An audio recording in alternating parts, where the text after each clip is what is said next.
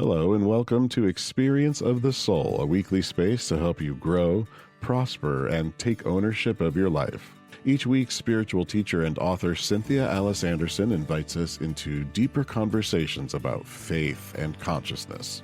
Today's episode continues last week's Unpopular dialogue. This is part 2, and it takes us deeper into forgiveness as a way of life. So we invite you to listen with an open heart. And now, Cynthia Alice Anderson. Hello and welcome to the Experience of the Soul podcast. My name is Cynthia Alice Anderson. I'm the owner, founder, and host of the show today.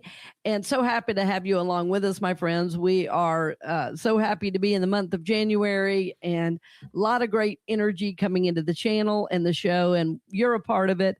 And also we want to welcome in our producer today, Mr. Sean Kilgore. What a gift he is to us. Thank you very much. That means a lot to me. I appreciate that. Welcome, everybody. This is episode 396 of Experience of the Soul. I am blessed and honored to be with you as always. Before we jump into today's show, which is going to be a continuation of last week's show. So we're continuing with an unpopular dialogue. So this is going to be part 2 of this little, I guess, mini series, we could call it. Yes. Who knew? Who knew? Right. But before we get to it, of course, we want to give you this week in spiritual history. So, of course, as RCA just said, we're moving deeper into January. And this week invites us to reflect on courage, conscience, and the quiet ways transformation actually takes root and happens in our lives. So across the traditions that we'll discuss today, we're going to see reminders that growth often begins within and then ripples outward into the world. We often speak of this kindness in this way. And, you know, growth is the same.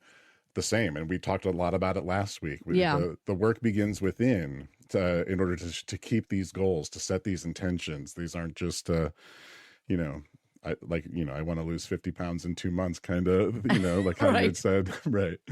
But let's jump into it here, friends. Of course, today is Monday, January 19th, and it is Martin Luther King Jr. Day. Now, this is observed in the U.S. This day honors the life and legacy of Dr. Martin Luther King Jr., whose vision of justice was rooted in love, nonviolence, and spiritual courage. His work continues to remind us that faith isn't passive. It calls us to live our values out loud, even when it's uncomfortable.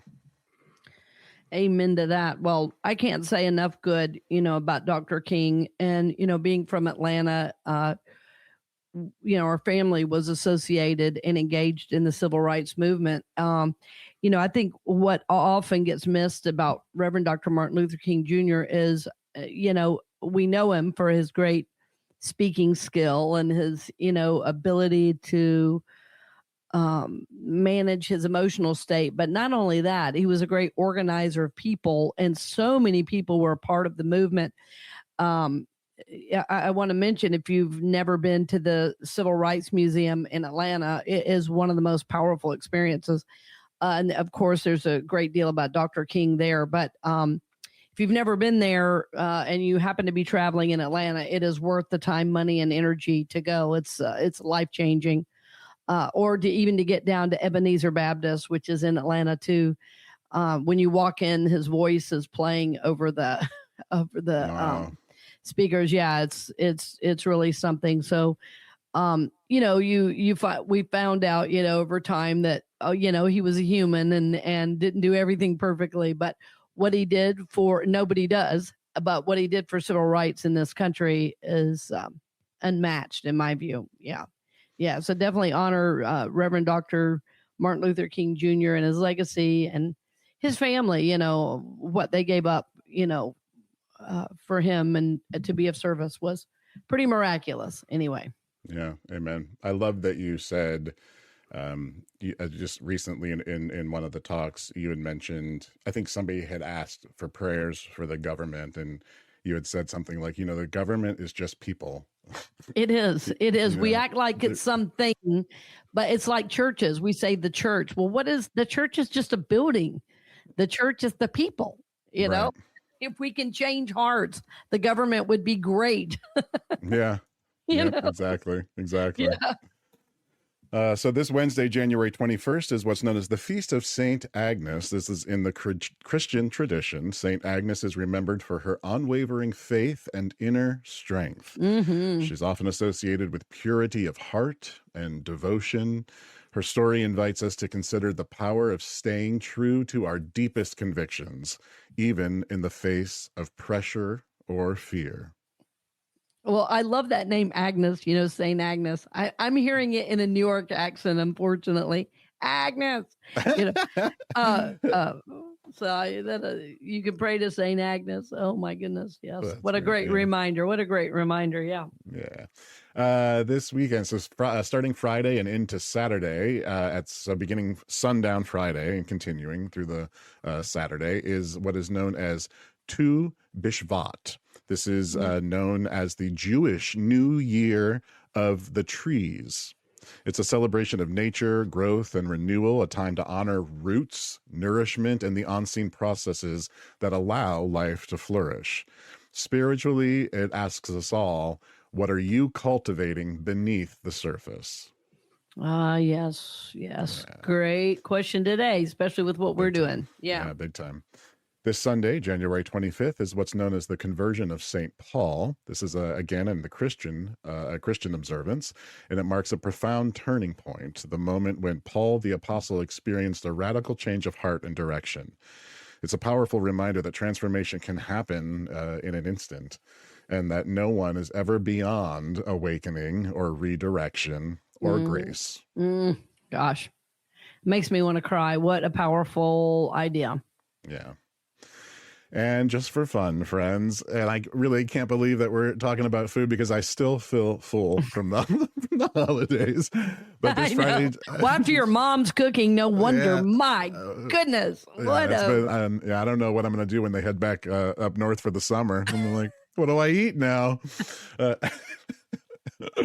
But yeah, this Friday, January 23rd, National Pie Day. If you didn't get enough in December, we're going to celebrate pie on this day. So yeah, this is, I know there's another Pie Day, the actual, the number pie, right? That's another day. The number pie. Right? You know what I mean? Not keep your fork, there's pie, but pie and math. Yes, yeah. But of course, this is a lighthearted celebration of comfort and sweetness, and maybe a reminder that joy, too, is a spiritual practice worth savoring. Wow. What's your favorite pie? Well, I mean, I'm from Georgia, so it's pecan pie. Oh, I do love pecan pie. Yeah. Well, but, really, we grew up on more cobbler, though, than pecan pie. So more cobblers, like apple cobbler, peach cobbler, yum. I love a good apple crisp. Yeah, apple crisp. You can't beat it with a stick, as we say. Nice. I love it. All right. Fred, something to think about. Where in your life are you being invited to grow? Not by force, but by faith and by patience and by quiet courage. So I'll leave you to think about that as I welcome you officially to episode 396. We are again talking about an unpopular dialogue. Mm-hmm. Well, friends, I hope you've been doing your forgiveness work. I thought about bringing my pages over and holding them up and saying, see, I'm doing it. I promise. I hope you are doing it. And if some of you started last week, you are finishing up this week. And I wanted to talk a little bit more about it and what to expect after the process, because forgiveness, the way I teach it, is really an ongoing process and not something you do, once every 12 years, but something that it becomes a little bit of a way of life. I mean, I know so many that are struggling now with anxiety or depression or have, illnesses of that can be exacerbated by, anger and rage and my friends, forgiveness freeze. And so, last week we were talking about that if there's, a dream, goal, and desire that you want to manifest, that, forgiveness is a key to releasing energy to help you move forward. And so we want to talk a little bit more deeply about that and encourage you in that, because forgiveness is not a one-time event. It is a way of life. And I want to reiterate that, because if you get done with those 7 days And my suggestion last week was do the 70 times 7. Start with yourself. Remember, we said that. Start with yourself. And then the next step, though, might be writing that energy a little bit. And if there's somebody else in your life you're having an issue with, or someone in your life that you are really expecting something of and they are not doing what you're expecting, in other words, you're having a faulty expectations, you're having unrealistic expectations, all of those expectations are rooted in the ego. They are rooted in the mind. They are not rooted in soul. And sometimes those expectations could even be what I call past life bleed throughs, because so many people in our lives that are in our lives currently are have been in our lives before, and at certain times, at certain ages, things get activated and we start expecting things that maybe are from a whole different lifetime. Now, if you're new to this idea of past lives and everything, you might be saying, I have enough to work on this lifetime. Well, that's what I'm saying, is that the work is this lifetime, even if it's from another lifetime. So the only reason I mention past lives is sometimes it can give you an awareness of why some of these things might be coming up. This can even happen physically. There's a book, Sean, I don't know if you had ever read her, remember her. She was very, very popular at one time. Her name was Sylvia Brown. Sylvia Brown, you remember her? Yeah. And she had a book. It'd be great if you could put it in the show notes. I just didn't think about it until just now. Sure. But she had a book called Past Lives, Future Healing.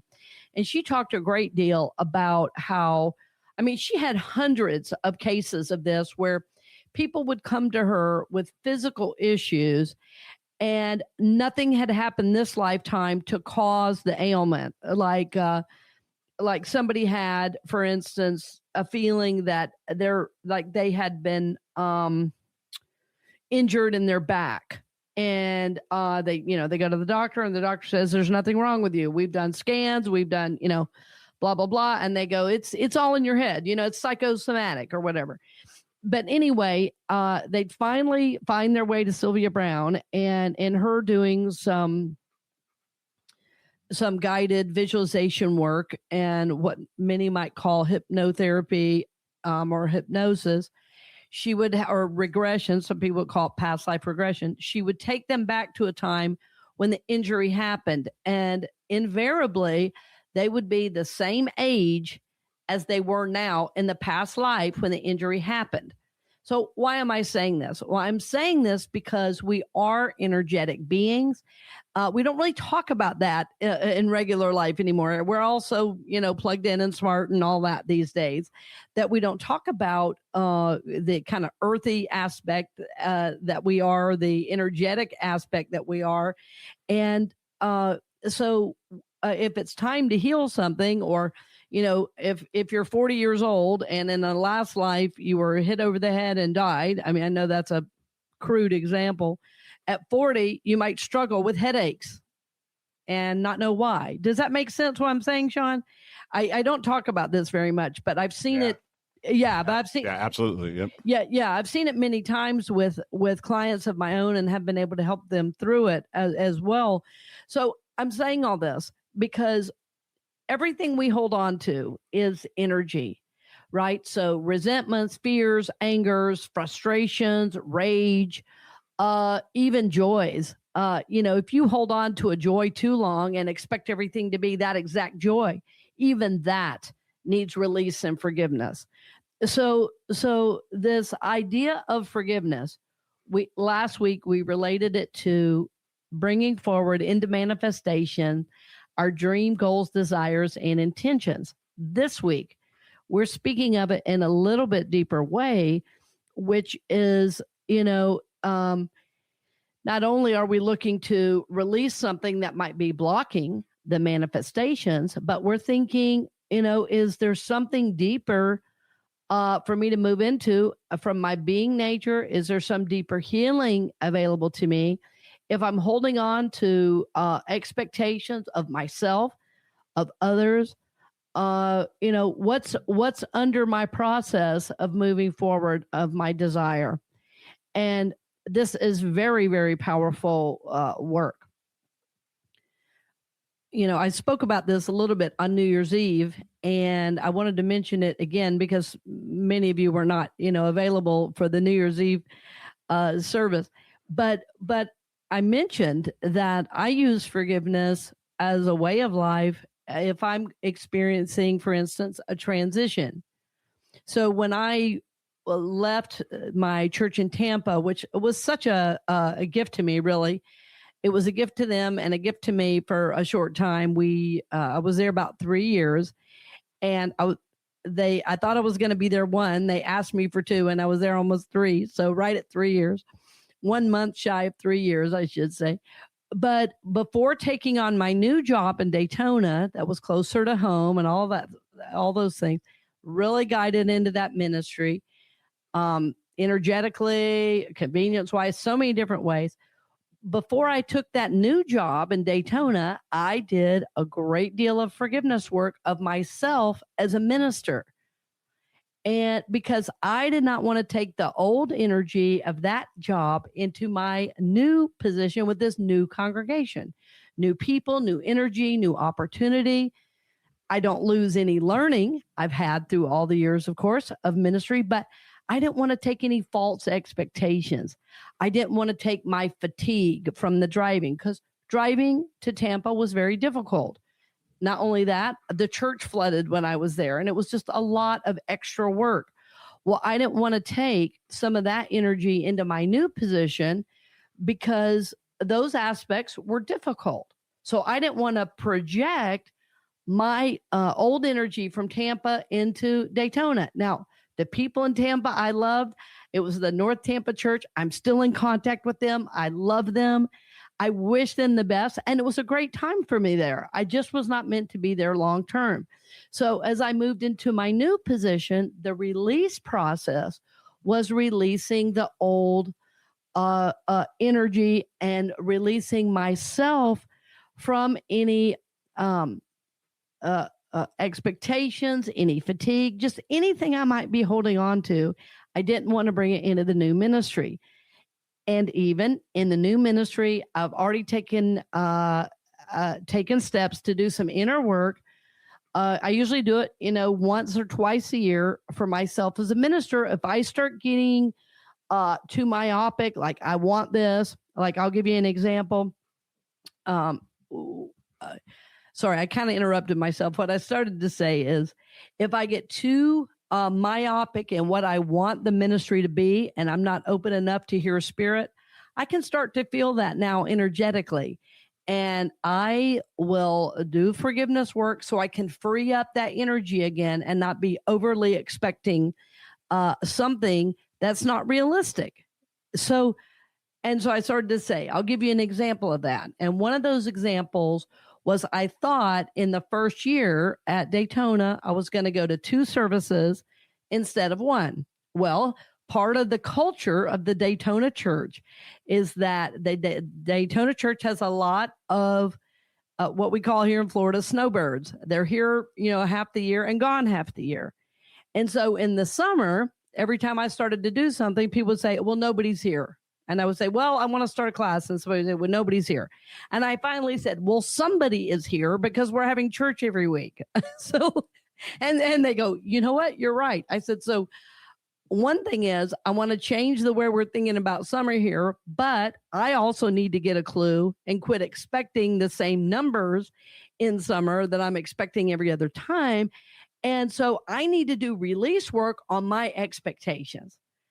I even talked with the board about it. And I said, I need your help because I keep expecting people to be here and they're not here. Help me understand. Because, historically, I've had ministries where people are very regular in their attendance. And so it was something for me to get used to. And my expectation was based on the past.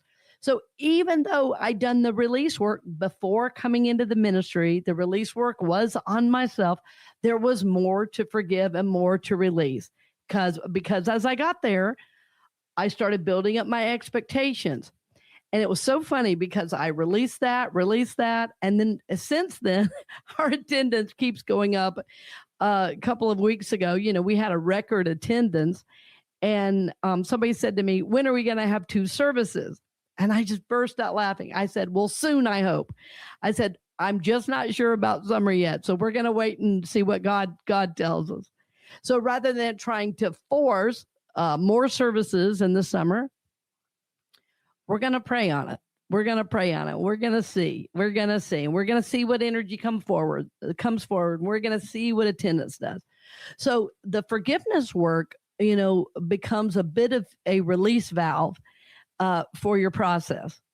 And so rather than getting, this has to be this way, which is very easy to do when you have dreams, goals, desire, and intentions, when you're working with spirit on moving forward, and you enjoy seeing God's presence in your life and world. It's fun to set goals and see them manifest.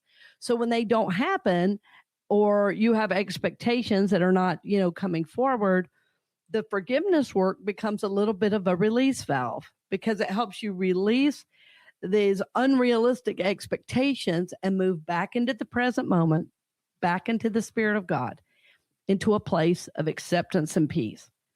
And my friends, isn't that what we all want? Of course. Now, as I say this, being a place of acceptance and peace does not mean there's not forward movement. It means the forward movement is spirit guided, and it's not being pushed by the egoic mind. So that was an example in the workplace. But maybe you have a son or daughter or a grandchild, and you want them to be something they're not. This process of forgiveness and release would be very, very good. Sometimes we think, if I can just push hard enough. No. It is reminding me of when we had my son on the show, and he and I talked about our stress-free Christmas, because all we were doing is pushing. And it was like we forgave ourselves for not doing what everybody else was doing. It was like, in a way, it was a forgiveness process in and of itself. But friends, this is highly unpopular to talk about, because, people say just make it happen. Well, when it comes to people and relationships, making it happen is a good way to repel people. So false expectations is really what leads to disappointments. Unrealistic expectations lead to disappointments.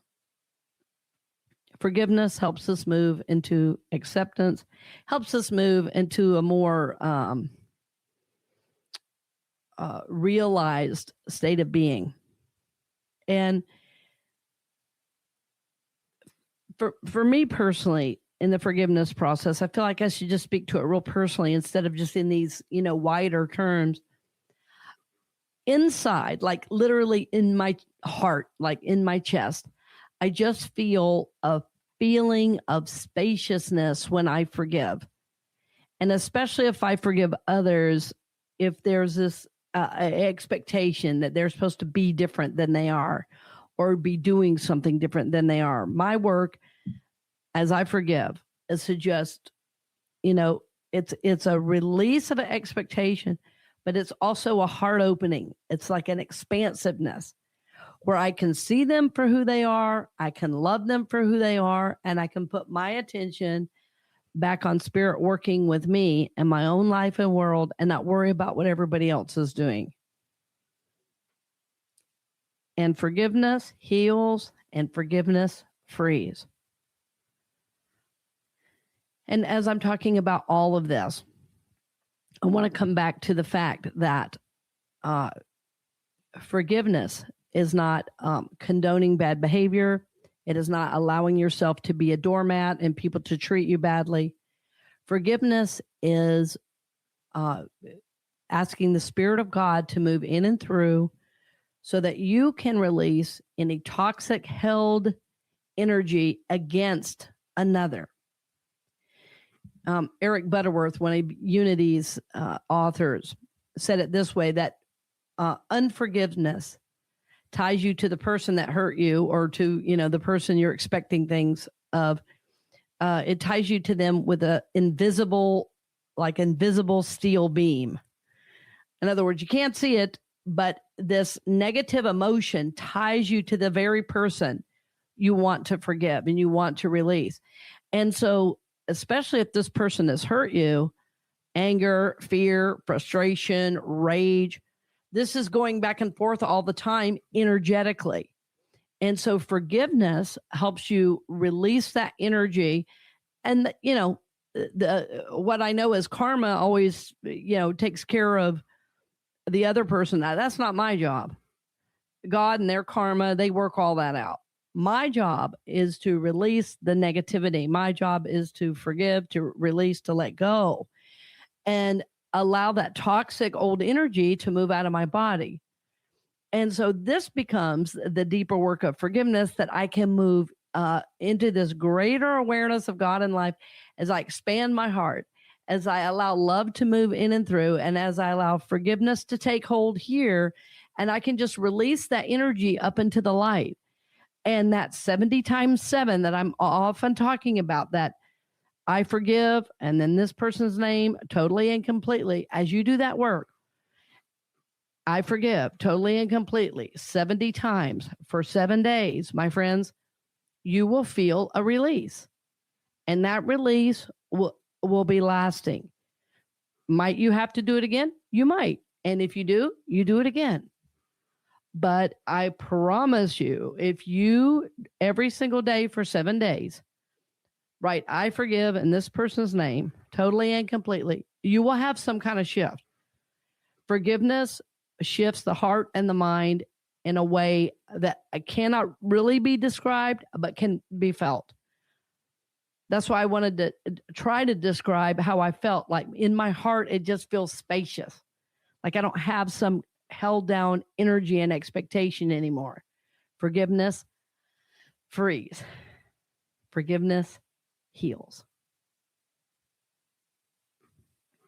I think the reason, I love the 70 times 7 is it is right out of the scriptures. The disciples were asking Jesus, how many times do we forgive? 7 times? Jesus said, no. One scripture says 77 times, and another place, or another version, it says 70 times 7. So, but I like 70 times 7. I can get my mind around it. And what's the idea? Well, that number 7 is the number of creation. In other words, 70 times 7. That creates a new state of mind, a new way of being, a new state of consciousness that you carry with you. My friends, this is what we all want. We want to be in this realized state of consciousness, this state of awareness, where we know there is enough love for me, there's enough love for you. I don't have to expect of you. You're doing your own work. I'm going to do the work of my soul and consciousness as I forgive. So I hope this is making sense to you, my friends, that I want to review a few things, because I've said a lot today, that we are energetic beings, and that we talked about last week, using forgiveness to help you. If you have dreams, goals, desire, and intentions that aren't moving forward, that you use forgiveness to free that up. Then we talked about, being a little bit deeper in consciousness and working in ourselves. Like if we're having expectations of ourselves or others that aren't manifesting, or that they're not doing that we want them to do, that we move them into our forgiveness practice, which is really not about them, but about us and our expectation. And that forgiveness helps us free, helps us heal, helps us release negative energy. It helps us release toxic energy. It helps us release those energies that get stuck in the body, that when held on to can actually manifest into physical ailments, into, getting sick all the time. There's a lot of research in the field of psychoneuroimmunology that really lends itself to this kind of mind-body connection. So forgiveness heals, forgiveness frees. And finally, we said energetically, that things flow better, things flow easier, forgiveness helps us feel more expanded. Literally, for me, it's at the level of the heart and my upper chest that I just feel more energy, more space, and more freedom as I walk through the world. And really, my friends, forgiveness is a way of life. And as we practice it, we move more into unconditional love. So you may want to try forgiveness if you're setting your dreams, goals, and desires. You may want to try forgiveness if you're, getting stuck and expecting others to be something they're not. You may want to try forgiveness simply if energy is feeling stuck and you don't feel like you're moving. If you're having a financial problem, anything that is not moving, apply forgiveness to it. If you haven't started your process yet, start with yourself, then move it out to others. Because remember, we only love others the way we love ourselves. That's just how it works. But my friend, please start doing the forgiveness work. It takes time. It takes energy. You will need to set aside a minimum of 15 minutes a day. If you do the 70 times 7 work, if you don't have time in one sitting, I would encourage you to do 35 times in the morning and 35 times at night. It takes less than 15 minutes to do that. And if you can do that, you will begin to move energy forward throughout your day. And as you do it morning and night, you'll carry that forgiveness energy, throughout the day. So, my friends, I hope you do it. And I hope you'll text me if you do. I would love to know that you're seeking to know God more and that you do the forgiveness work to help move your soul forward. There's nothing better to move you forward on the spiritual journey in a powerful, powerful way. And it will absolutely help you remember who you are and live that goodness, that holiness, and that sacredness in the world. So, my friends, we love you. We bless you. We're grateful for you. We're honored to receive your support because, friends, you keep us on the air, and we're happy to receive it and honored to support your journey. So I look forward to hearing from you and seeing you next week. Blessings on the journey, my dear friends. Thank you for joining us for this episode of the Experience of the Soul podcast with Cynthia Alice Anderson. This show is made possible by listeners like you, and your support helps keep these conversations available to all. If this podcast has supported you, you're invited to share it with someone you love or support the show at cynthiaaliceanderson.com/donate. Produced by Kilgore Creative and a production of the Soulworks Group Incorporated. We are so grateful for you, and we are holding you in prayer for God's highest and best in your life. Blessings on the journey. You're listening to the Experience of the Soul podcast channel, bringing you inspiration, teachings, and practices to support your spiritual journey.